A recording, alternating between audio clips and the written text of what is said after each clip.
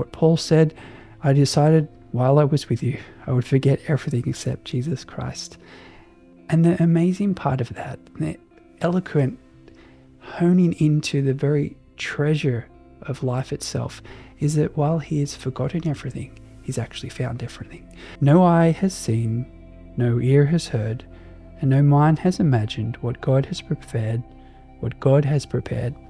for those who love him. This is what Paul says, and I hope that this will be helpful for you. I'm holding it up here. When I first came to you, dear brothers and sisters, I didn't use lofty words and impressive wisdom to tell you God's secret plan, for I decided that while I was with you, I would forget everything except Jesus Christ, the one who was crucified. I came to you in weakness, timid and trembling, and my message and my preaching were very plain. Rather than using clever and persuasive words, I relied only on the power of the Holy Spirit. I did this so you would not trust in human wisdom, but in the power of God. And this is where I want to remind us and remind myself. I mentioned that the purpose of making a video is predominantly for myself, to remind myself of this truth. No eye has seen, no ear has heard. And the verse talks about what God has prepared for those who love him.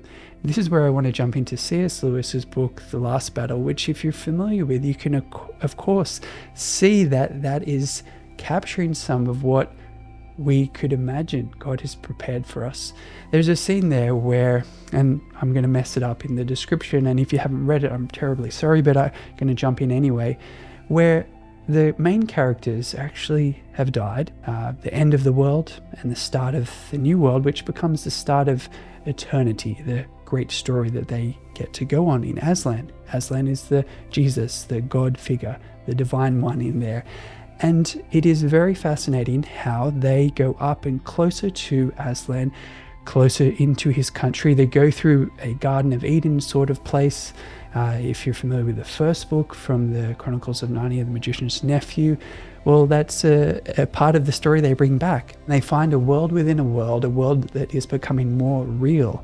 And I will leave that concept there because if you're reading it, it certainly sparks the imagination of how the good things of earth become real in a way that we could never fathom or understand. And that reminds me of this verse that no eye has seen, no ear has heard, and no mind has imagined what God has prepared for those who love him.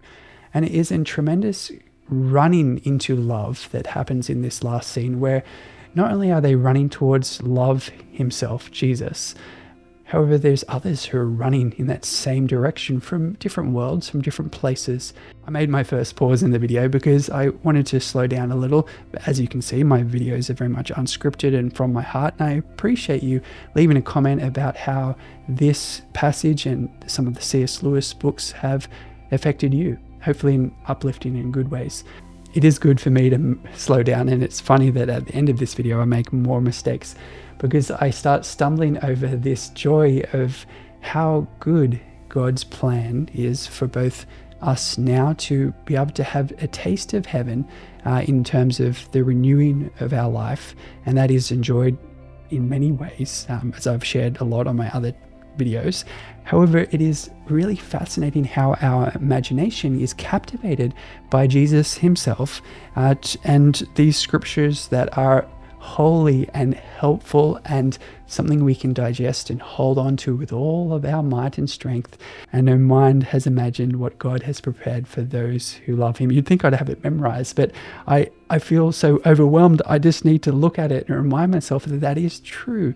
That is happening. That is part of why these stories of Lewis are so captivating and interesting to me. And I'm going to leave the video there. I thank you so much for watching. And if you have found this uplifting or thought-provoking, please leave a comment.